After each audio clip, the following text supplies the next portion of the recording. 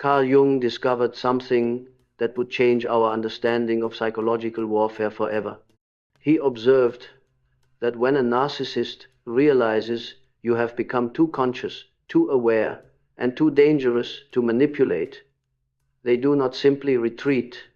Instead, they unleash a final desperate gambit, a psychological trick so profound it is designed to shatter your reality and turn your entire world against you. This isn't a mere escalation of their previous tactics. It is a complete inversion of reality itself. It is the last and most venomous strike of a cornered psyche, born from the terror of being truly seen. Jung's work reveals that this ultimate trick is not a sign of your impending defeat, but rather the final undeniable proof of your psychological victory. It is the desperate act they deploy only when they know on an unconscious level that you have already won. Within the vast architecture of the human psyche, Carl Jung identified a crucial structure he called the persona. This is the mask we present to the world, the carefully curated collection of social roles and personality traits we deem acceptable for public view. For most, the persona is a flexible and functional interface between our inner self and the outer world, a tool for navigating social landscapes. But Jung's explorations into the minds of deeply narcissistic individuals revealed a chilling anomaly. For the narcissist, the persona is not a tool, it is a fortress. It is not a mask they wear, but the hollow idol they worship as their very identity. Their entire sense of self is fused with this fragile external construct of superiority, charm, and perfection. There comes a moment, however, in your interaction with such a person that is as quiet and as devastating as a fault line appearing in solid ground. It is the moment you see the truth, not through confrontation, not through argument, but through simple, unclouded perception. You see the fear behind the arrogance, the emptiness behind the grandiosity, the frightened child pulling the levers of a menacing machine. In that instant, your perception becomes a mirror, and the reflection it shows them is not the flawless God of their persona, but the writhing, repressed chaos of their true inner state. This is a moment of profound psychological crisis for the narcissist. The mask which has protected them from their own deep-seated feelings of worthlessness has been rendered transparent by your awareness. They feel this shift not as an intellectual disagreement, but as a fundamental threat to their existence. Your clarity is an existential danger because it proves that their entire identity is a construct, a lie they can no longer force you to believe. When you stop participating in their manufactured reality, the fortress of their persona begins to crumble, and the psychological entity trapped within panics. It is from this panic that their most insidious tactics are born. They cannot allow a mirror like you to exist, for your clear reflection threatens to force them into contact with the one thing they have spent their entire lives fleeing, their own authentic, unadorned self. They must shatter the mirror, not because you are their enemy, but because you represent a truth they cannot bear to face. Their war is not truly with you. It is a war against consciousness itself, and you have just become its unwilling champion. This is the beginning of the end, the threshold from which they will launch their final, most desperate campaign. They must extinguish the light of your awareness to plunge the world back into the comfortable darkness where their illusions can survive. The attack that is coming is not a reaction to something you have done, but a reaction to what you have become, someone who can no longer be deceived. You have graduated from being a source of supply to being a threat to their entire psychological structure. Carl Jung taught that every human being possesses a shadow, the vast unconscious repository of all the aspects of ourselves we have repressed, disowned, and refused to acknowledge. It is the home of our hidden fears, our secret shames, and our unexpressed rage. Most people engage in a lifelong dance with their shadow, slowly learning to integrate its wisdom. The narcissist, however, does not dance with their shadow. They cage it, deny it, and project it onto others with ferocious intensity. They cannot bear to own their darkness, so they strive to see it everywhere but within themselves. When you become too dangerous to manipulate, you trigger a profound crisis in this dynamic. Your immunity to their control means you are no longer a passive screen for their projections. Their shadow, once comfortably outsourced to you, begins to recoil back toward them. And this is a terror they cannot abide. This initiates what Jung's work identifies as the first stage of their final campaign, the testing phase. This is not a series of random provocations, but a highly strategic, though often unconscious, form of psychological reconnaissance. The narcissist begins to probe your boundaries with a chilling precision. These are not the grand explosive attacks that may come later. They are subtle, almost imperceptible tests designed to find the hairline fractures in your newfound resolve. They are looking for what Jung might call psychological weak points, the old emotional pathways where their manipulation once flowed freely. They might make a backhanded compliment that sounds like praise but feels like a sting. They might subtly rewrite a past event to see if you will still accept their version of reality over your own memory. They might feign a moment of vulnerability to test if they can still hook your empathy and pull you back into the role of caretaker for their manufactured pain. Each of these tests is a whisper from their shadow, an attempt to see if their darkness can still find a home in you. They are studying your reactions with the intensity of a predator. They are not listening to your words, but are sensing the energy behind them. Do you respond with confident detachment, or is there a flicker of the old self-doubt? Do you hold your boundary with quiet strength, or do you over-explain and justify your position, revealing an ongoing need for their approval? Jung understood that this phase is critical. If you successfully and consistently resist these initial probes, you do not pass a test and find peace. Instead, you confirm their deepest fear. You have fundamentally changed. You have sealed the entry points they once used to poison your psyche. By resisting, you have officially marked yourself as a formidable threat. You have demonstrated that you are no longer a participant in their psychological games. This realization does not inspire them to respect you. It terrifies them. It signals that their primary defense mechanisms are failing.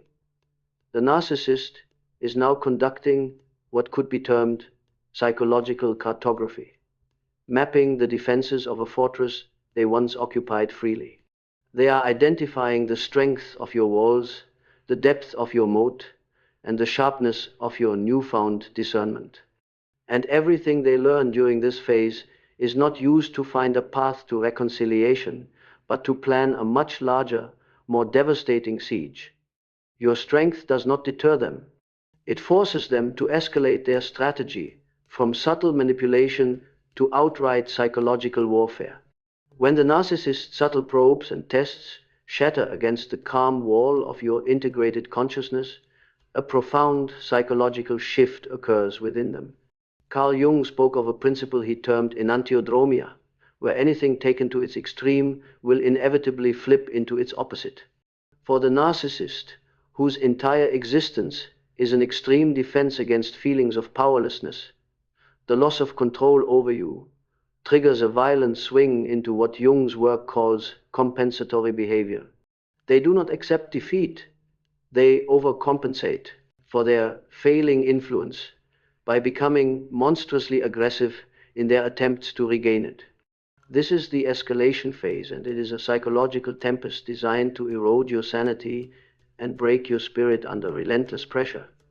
This is the point where manipulation evolves into overt psychological warfare. The narcissist's tactics become more intense, more frequent, and more brazen. The gaslighting, which was once a subtle distortion of your reality, now becomes a direct assault on your sanity. They will flatly deny events you both know occurred, invent conversations that never happened, and insist your memories are the product of instability or malice. They do this not just to make you doubt a specific event, but to make you doubt the very instrument of your perception, your own mind. Jung understood that a person who does not trust their own mind becomes infinitely malleable and controllable. They are trying to sever the connection to your own intuition, the very source of the power that made you dangerous to them in the first place. Simultaneously, their use of projection intensifies to an almost surreal degree.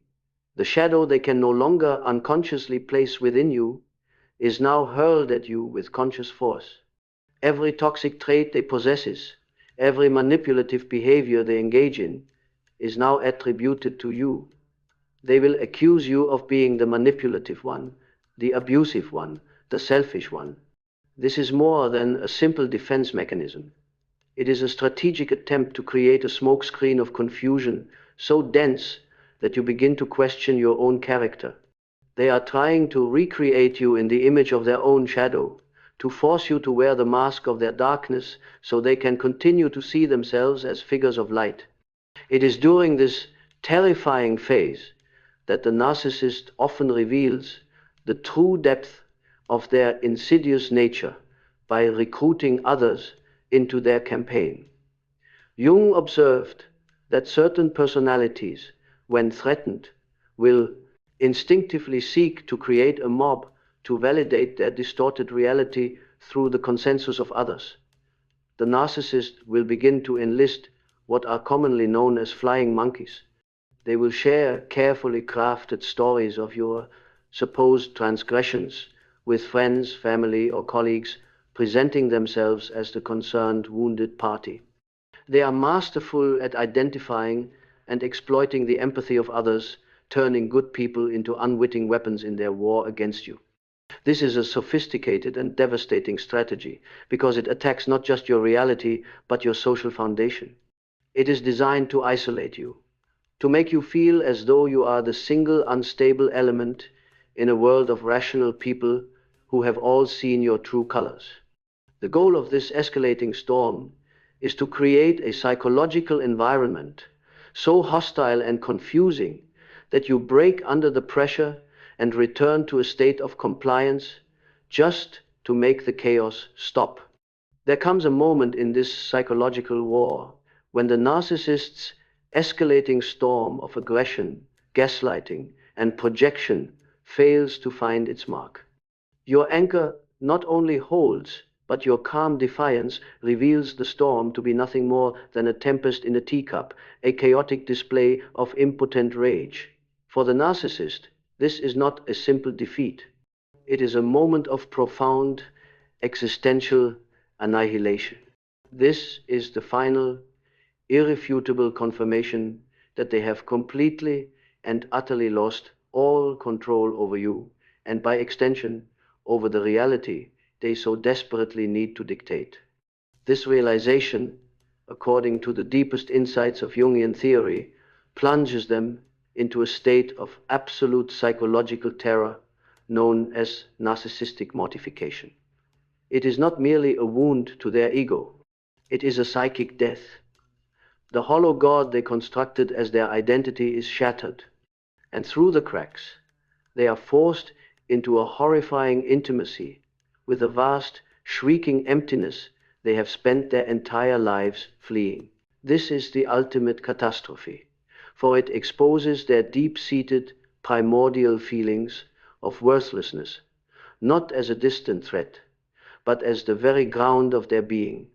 It is from the abyss of this mortification, from the epicenter of this psychic death, that they unleash their final and most diabolical weapon. This is not another tactic in their playbook. It is a complete reimagining of the game itself. It is the master trick, the grand, perverse miracle of their manipulative theater. When a narcissist can no longer control you, They attempt what Jung's work identifies as a complete psychological inversion. This is not just an act of lying or reframing, it is a desperate, chaotic attempt at a form of psychic sorcery. They endeavor to flip the entire moral and energetic reality of your relationship on its head. In this final, terrifying act, the narcissist, who has been the aggressor, the manipulator, and the source of psychological poison, meticulously and with breathtaking conviction, recast themselves in the role of the innocent, wounded victim. And you, the one who has weathered the storm, held fast to your sanity, and endured the relentless assault, are painted as the cruel, unhinged, and malicious aggressor. This is not a simple lie told to others. It is a new reality they are trying to birth into existence, a delusion they must inhabit to save themselves from the unbearable truth of their own inner void. This great inversion is the ultimate expression of what Jung called shadow projection. Throughout the relationship, they have projected their disowned flaws and darkness onto you. Now, in their state of collapse, they are not just projecting a few traits, they are attempting a total psychic evacuation. They are trying to take the entirety of their unbearable shame, their collapsed ego, and their searing mortification, and transplant it into your soul. They seek to make you the living effigy of their own failure. Every boundary you set is retroactively reframed as an act of calculated cruelty. Your moments of self-respect are rewritten as displays of stunning arrogance. Your refusal to participate in their psychological games is presented as a sophisticated campaign of abuse directed at them. They become the frantic, obsessive historians of a past that never happened, meticulously curating a narrative of their long-suffering innocence and your monstrous villainy. Their conviction in this new reality is what makes it so chillingly effective. For in that moment, they are not merely acting. They believe their own script with the desperation of a drowning person clinging to a piece of wreckage. What makes this tactic so profoundly dangerous and effective is that it moves beyond personal lies and hijacks the very currents of human consciousness. Jung spoke of the collective unconscious, a shared psychic inheritance of primal patterns and instincts that all of humanity draws from. Within this deep well are the archetypes, the primal blueprints of the soul, such as the hero, the mother, the trickster, and the victim. These archetypes are not just ideas, they are immense constellations of psychic energy that command our unconscious respect and attention. The narcissist, in their final gambit, performs an act of profound archetypal sacrilege. They wrap themselves in the sacred robes of the victim archetype. The victim is a powerful and holy figure in the human psyche. It is the archetype that calls forth our noblest instincts of compassion, protection, and justice. When we see a true victim, our very souls are moved to act. The narcissist instinctively understands this. They perform the role with masterful precision, feigning a vulnerability and sorrow that bypasses the critical thinking of those around you and speaks directly to their unconscious archetypal programming. Simultaneously, they cast you in the opposite role, the cold, calculating persecutor. This is more than name-calling. It is a deliberate act of psychological excommunication. They are attempting to place you outside the sacred circle of human compassion, to brand you as the other, so that the collective's protective instincts, which should be directed toward you, are instead turned against you. They are hijacking the very systems of human empathy and weaponizing them. This is why this final campaign feels like a cosmic injustice. It is a violation of a deep, unspoken spiritual law. They are using a holy symbol to conceal a malevolent intent, and the world, responding to the symbol rather than the reality, unknowingly participates in the desecration. They are not just trying to win an argument, they are trying to manipulate the very soul of your community, turning your support system into a mob that validates their delusion and ensures your complete and utter isolation. The ultimate goal of this grand inversion transcends mere social isolation or reputational damage. The true aim is something far more sinister. It is an attempt at what can only be described as soul murder. The narcissist's final wish is not just for you to be alone. It is for you to look in the mirror and see the monster they have created. It is for you to become so lost in the fog of their reality, so abandoned by your community, so exhausted by the fight, that you finally collapse and accept their narrative as your own. Their goal is to extinguish the light of your authentic self, to make you doubt your own goodness, your own sanity, and your own right to exist. They want you to believe in the deepest chambers of your heart that you are the abuser, that you are the villain, that you are the cause of all the pain.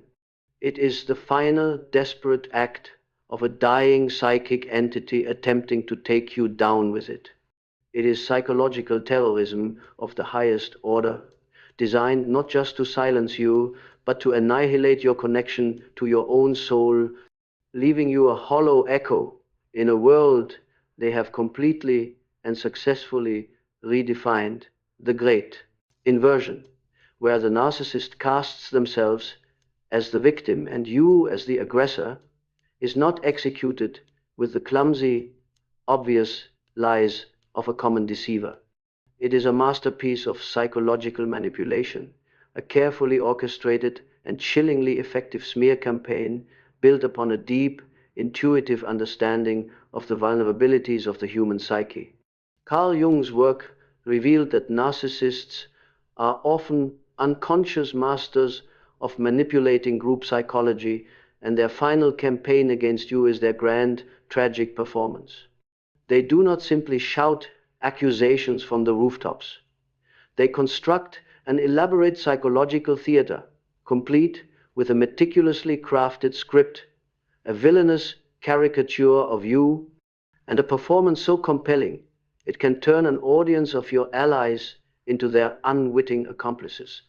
To understand this is to understand why their lies can feel so terrifyingly believable to others, and why this phase of the assault can feel so profoundly isolating. The foundation of this entire theater is the script itself, and its brilliance lies in its insidious plausibility. The narcissist rarely begins their campaign with a blatant, easily disproven falsehood. Instead, they employ a technique that can be described as truth sandwiching, a method of weaving threads of verifiable fact with the insidious poison of their core deception.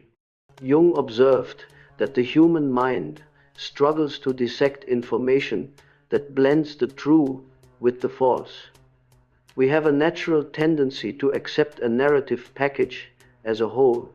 The narcissist exploits this cognitive flaw with the precision of a master storyteller. They will begin their tale to a friend, a family member, or a colleague, not with an accusation, but with a series of undeniable truths. They will describe a real event that occurred, a real conversation that took place, or a genuine aspect of your personality, thereby establishing an immediate baseline of credibility. They might begin a statement with, "You know how passionate and intense they can be," which may be perfectly true. Or, "We were talking last Tuesday, right after that stressful meeting," grounding the story in a verifiable time and place. It is only once this foundation of truth is laid, once the listener's mind has been lulled into a state of receptive agreement, that the poison is introduced. Seamlessly embedded between these factual statements is the core lie. And they said something to me so cold, so deliberately cruel, that it has honestly left me questioning everything. The listener's brain, having already accepted the factual bread of the story, is now psychologically primed to swallow the entire narrative. including the fabricated poison at its center. This technique brilliantly disarms the listener's critical faculties. It bypasses logical analysis and appeals directly to the mind's natural desire for narrative coherence. By the time the core lie is delivered, it doesn't feel like a lie. It feels like the missing piece of a puzzle that the narcissist has so helpfully assembled. This is not just lying. It is the strategic construction of a believable fiction, a foundation of plausibility upon which the entire character assassination will be built. Once the script's foundation is laid, the narcissist engages in the chilling art of character creation, or rather, character assassination. Jung taught that the most profound psychological attacks are not those that target our actions, but those that target our fundamental being, our very essence. The narcissist does not just criticize what you did. They launch a systematic campaign to redefine who you are. They perform a dark alchemy on your greatest strengths, twisting them in the public perception until they become monstrous flaws. This is a deeply personal and psychologically violent act. If you are a person of strong independence, they will not present you as capable. They will paint you as selfish, dismissive, and incapable of true partnership. If you possess a natural confidence and a healthy sense of self-worth, they will meticulously reframe it as arrogance, entitlement, and a domineering need for control. If you are thoughtful and introspective, they will portray you as secretive, cold, and deceitful. And most cruelly, if you have finally learned to set healthy, life-affirming boundaries, they will accuse you of being punitive, controlling, and emotionally abusive. This method is devastatingly effective because, like the truth sandwich, it contains a distorted grain of truth. Every positive human quality has a potential shadow side when taken to an unhealthy extreme. And the narcissist exploits this subtle psychological nuance to create a grotesque caricature of you that is both monstrous and vaguely recognizable. This insidious likeness is what makes the character assassination so credible to those who do not know you intimately, and so painfully confusing to you. It is an attack designed to make you doubt your own character, to make you ask, is that how I really am? Is my strength actually cruelty?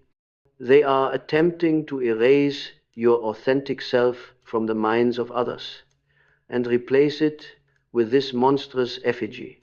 It is the act of a psychic vandal, spray painting their own shadow over the portrait of your soul, so that when the world looks at you, they see only the narcissist's darkness reflected back.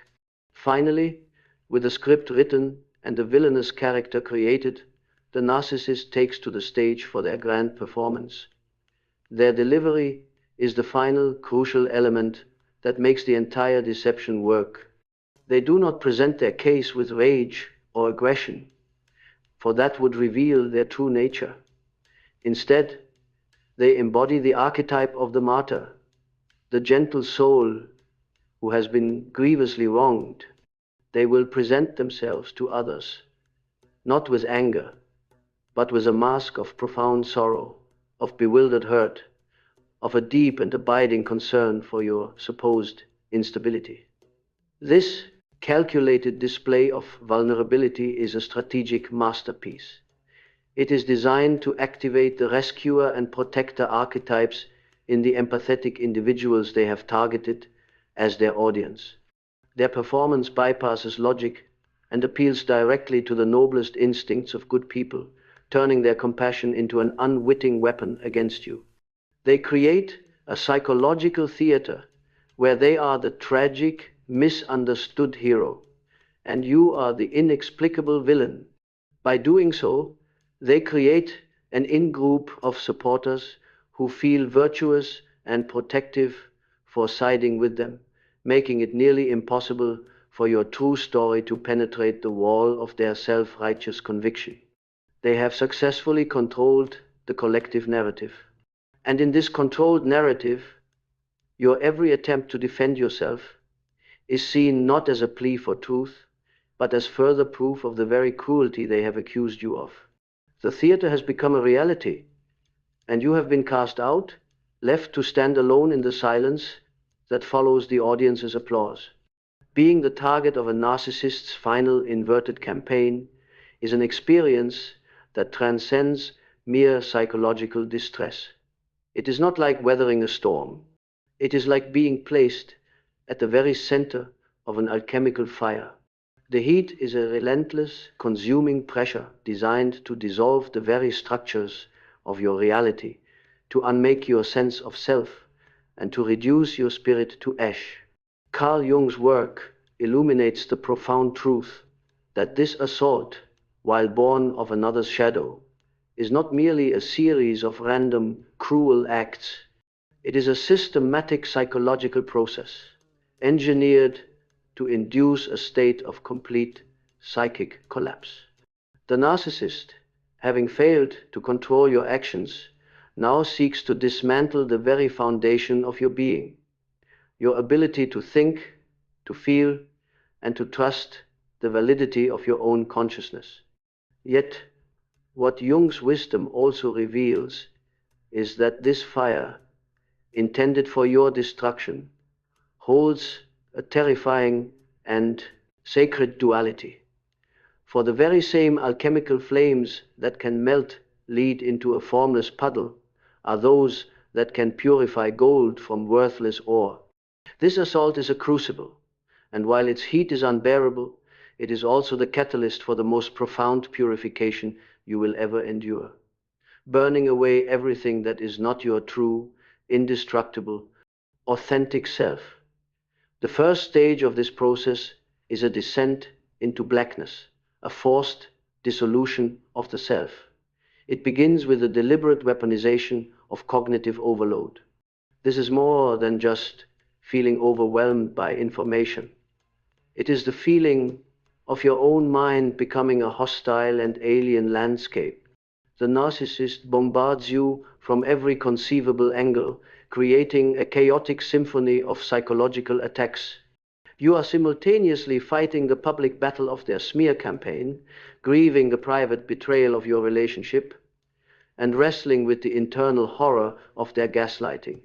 Your mind is forced to hold countless contradictions at once: your memory of an event versus their vehement denial of it, your knowledge of your own character versus the monstrous caricature they are painting for the world, your love for the person you thought they were versus the chilling reality of the person they have revealed themselves to be.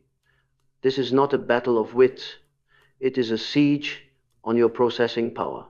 Jung understood that the psyche, when subjected to such a relentless influx of conflicting, emotionally charged data, will eventually begin to fracture. Your thoughts become scattered, your memory feels porous and unreliable, and your ability to make clear decisions evaporates. This is the intended result. They want to sever your trust in your own mind. For a person who cannot trust their own perception becomes utterly dependent on the reality dictated to them by another. They are trying to make you an exile within the borders of your own consciousness. Within this disorienting fog, they intensify the invisible chains of the trauma bond. This psychological attachment, forged in the inconsistent cycle of their abuse and affection, becomes a form of psychic gravity, constantly pulling you back toward the source of your pain. The narcissist understands this with a predator's instinct. They know that the agony of their smear campaign and the profound desolation of social isolation create a vacuum of suffering so immense that your nervous system will scream for relief. They position themselves as the only possible source of that relief. They dangle the implicit promise that if you just relent, if you just return to your designated role, if you just accept their inverted narrative, the pain will stop. This is the ultimate manipulation of your survival instincts. Your brain, in its desperate search for safety, becomes conditioned to see the architect of your suffering as your only potential savior. It is a devastating internal conflict, a war waged within your own neurology that keeps you psychically tethered to your abuser, even as you consciously recognize the poison they bring. This sets the stage for their most intimate and vicious tactic, emotional terrorism. This is the strategic, calculated infliction of psychological pain designed to shatter your spirit from the inside out. The narcissist, using the sacred knowledge of your inner world that you once gifted them in trust, now meticulously weaponizes your deepest vulnerabilities, your past traumas, your most secret fears, your most tender insecurities, all become ammunition in their campaign. They target these wounds with the precision of a surgeon, knowing exactly which words will cause the most profound damage, which accusations will trigger your deepest shame. This is the ultimate violation. It is a systematic poisoning of your sacred inner spaces, turning your own history against you. The goal is to induce a state of complete psychological brokenness, to push you past your breaking point, where the agony is so total that you will do anything to make it cease, including the final surrender, the abandonment of your own reality in favor of theirs. This is the blackening, the descent into ash, the moment where it feels as though your very essence is being unmade, dissolved in the corrosive acid of their hatred. And yet, in the absolute depths of this darkness, something extraordinary can happen. There comes a moment when all resistance ceases, not because you have surrendered to the narcissist, but because you have surrendered to the futility of fighting their insanity. You stop trying to reason with the unreasonable. You stop trying to defend your truth to those committed to believing a lie. You stop trying to find the logic in their chaos. In this moment of profound surrender, the external battle ceases, and for the first time, you are able to turn your full attention inward. It is here, in the silent, ash-filled landscape of your psyche, that you discover something has survived. Beneath the noise, beneath the pain, beneath the confusion, there is a single, indestructible point of light. It is a quiet, calm, and unshakable awareness. This is the emergence of what Jung's work calls the inner witness, the transcendent observer. This is the part of you that is aware of the pain, but is not the pain itself. It is the part of you that can observe the storm of your emotions without being swept away by them. It is the part of you that has been watching this entire tragic theater unfold with a silent, sorrowful clarity. The discovery of this witness is the turning point of the entire alchemical process. It is the beginning of the great purification. With this newfound awareness, you begin the sacred work of separation. You learn to distinguish what is yours from what is theirs. You see the torrent of accusations and recognize that is their shadow, not my reality. You feel the waves of shame and understand that is their poison, not my truth. You witness the chaos of their creation and realize that is their storm, not my soul. This is a process of washing away the years of psychological grime, of gently cleansing your psyche of the projections that have been caked upon it. It is the dawning of a profound truth. You are not the character in their twisted play. You are the consciousness that is aware of the play itself. This is the first clean breath after years of suffocation, the first ray of dawn after an impossibly long night. This is the birth of true psychological detachment, and it is the beginning of your liberation. From this purified state, a new and final transformation begins. You do not emerge from the fire as an empty, hollowed-out version of your former self. You emerge tempered, strengthened, and integrated. This is the rebirth, the forging of a new being in the heart of the flames. The energy you once expended trying to manage the narcissist's reality is now reclaimed and turned inward for your own healing and growth. The suffering you endured is not meaningless. It is alchemized into profound wisdom. Every lie they told has sharpened your ability to discern the truth with crystalline clarity. Every boundary they violated has taught you how to build sacred, unreachable walls around your own well-being. Every attempt to make you doubt your mind has forged an unshakable trust in your own intuition.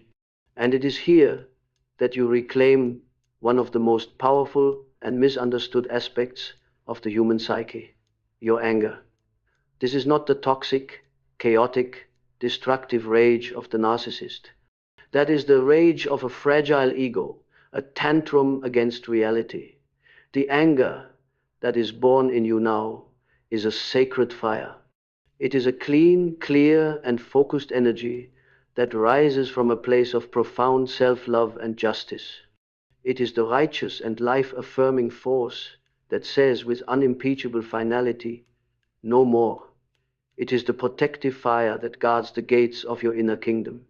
It is the energy that allows you to sever the final energetic cords to the narcissist, not with hatred, but with a powerful and definitive declaration of your own sovereignty. This sacred anger is the return of your lifeblood, the passion for your own existence, the fuel for creating a life that is authentically yours. You realize that the fire that was intended to be your funeral pyre has instead become a forge. You were not consumed by the flames, you were tempered by them. You emerge not as a victim covered in ash, but as a sovereign being glowing with the integrated heat of your own spirit, carrying a wisdom that can only be earned in the very heart of the blaze. Surviving the narcissist's final desperate war for your reality is a profound and seismic psychological achievement. But survival is not the destination. It is the raw, untamed landscape upon which a new world can be built. The journey that follows is not one of mere healing, of patching the wounds and returning to the person you were before the manipulation began. That person, in many ways, no longer exists. They were a necessary casualty of the alchemical fire. The true path forward is a sacred process of recovery and rebirth, a conscious engagement with what Carl Jung considered the ultimate purpose of human life, the journey of individuation. This is the path of becoming the most complete, authentic, and integrated version of oneself. The ordeal you have endured, in all its devastating cruelty, does not have to be a scar that defines you. Instead, it can become the very catalyst that ignites the most powerful and luminous phase of your soul's evolution. To heal is to integrate the wisdom born from the flames and to finally, fully, and unapologetically emerge as the sovereign self you were always destined to become. The first and most foundational pillar in the construction of this new self is the cultivation of what Jung's work points to as the unshakable inner witness. This is a profound evolution beyond simple psychological detachment. It is the establishment of a calm, indestructible center of consciousness within your being. Imagine a lighthouse standing on a rocky shore. It does not fight the storm. It does not try to calm the raging sea or push back against the violent winds. It simply stands, anchored to the bedrock, and shines its light with unwavering consistency. The development of the inner witness is the process of becoming this lighthouse. You learn to anchor your consciousness in a place so deep within you that the chaotic storms of the external world and the lingering echoes of the narcissist's internal chaos can no longer threaten your foundation. From this centered place, you learn to observe your own thoughts and emotions as you would observe the weather. You can witness a wave of grief crash upon your shores, feel its sorrowful spray, and know that you are not the wave, you are the lighthouse that witnesses it. You can observe a flash of anger arc across your inner sky like lightning, and know that you are not the flash, you are the unshakable presence that perceives it. This transcendent perspective is the source of true freedom. It fundamentally alters your relationship with the narcissist's legacy. Their projected image of you, their twisted narratives, their venomous words, they lose their power to wound you because you no longer identify with them. They become psychological phenomena to be observed, patterns of a disordered psyche that you can study with a kind of sorrowful, detached compassion, but which you no longer mistake for a reflection of yourself. The attack ceases to be personal because you have relocated your sense of personhood to a place their manipulations cannot reach. This is not an intellectual exercise. It is a profound shift in your state of being. It is the quiet, humming certainty that your core self is inviolable, a silent space of pure awareness that exists beyond the reach of praise or blame, love or hatred. This is the first great act of reclaiming your psychological sovereignty. Once this inner center is established, the next phase of the work begins, the rebuilding of your inner world, the conscious architecture of the self. The narcissist's campaign was an attempt to demolish your reality and impose their own distorted map upon your psyche. Recovery, therefore, is an act of sacred cartography. You begin the meticulous process of reality anchoring, of redrawing the map of your own truth.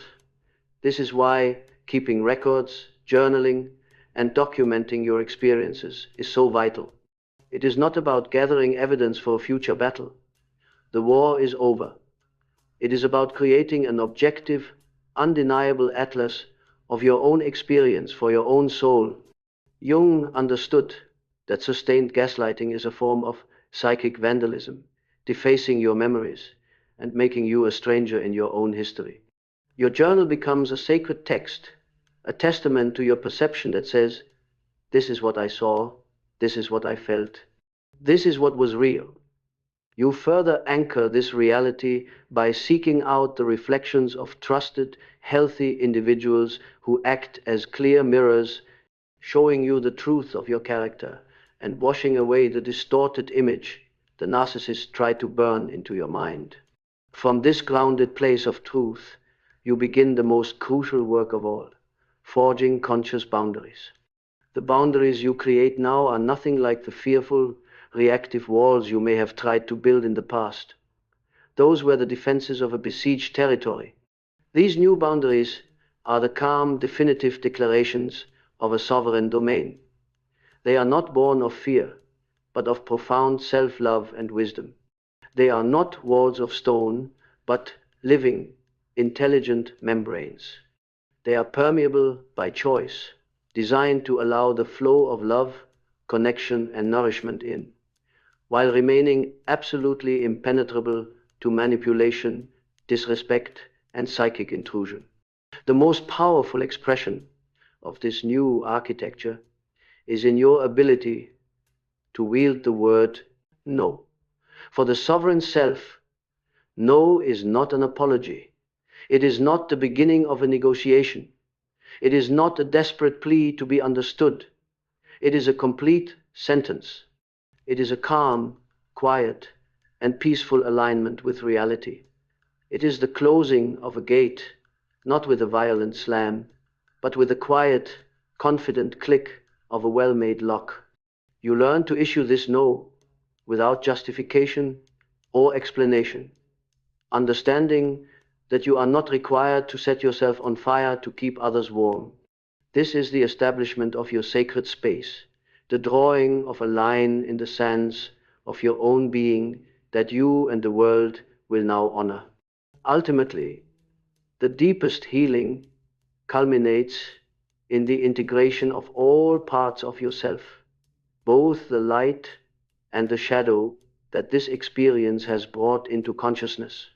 A core part of this is the alchemy of your empathy. Before this ordeal, your empathy may have been an unconscious and porous liability. Like a sponge, it soaked up the emotional states of everyone around you, leaving you heavy with feelings that were not your own.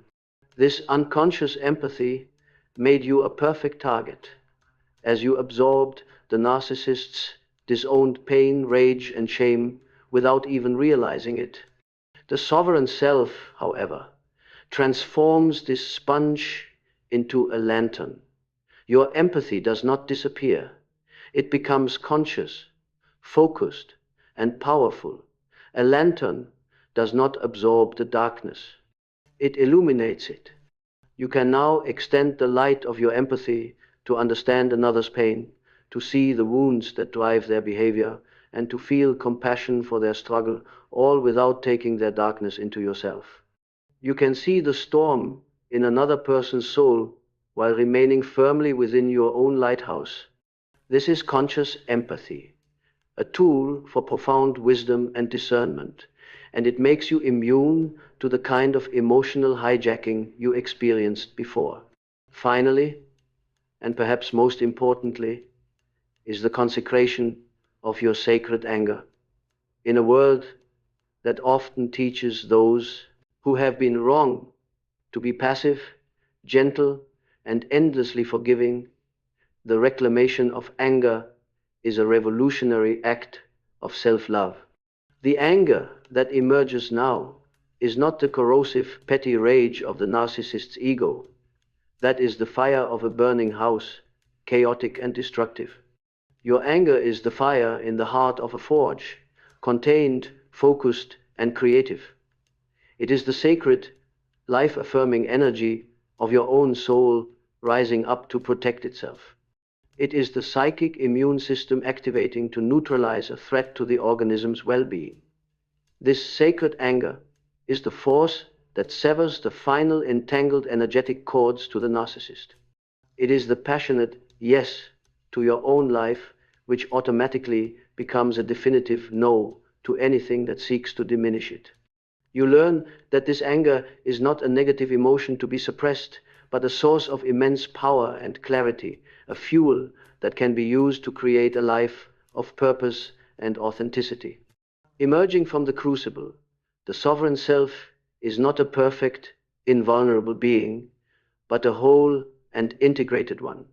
You live from a quiet center of gravity, no longer easily pulled into the orbits of chaotic people. You possess a discernment that operates beneath the level of conscious thought, an intuitive knowing that senses manipulation and inauthenticity from a distance. You find yourself becoming allergic to drama and powerfully attracted to relationships built on mutual respect, reciprocity, and truth. The narcissist's ultimate goal was to make you a broken and forgotten character in their tragic story.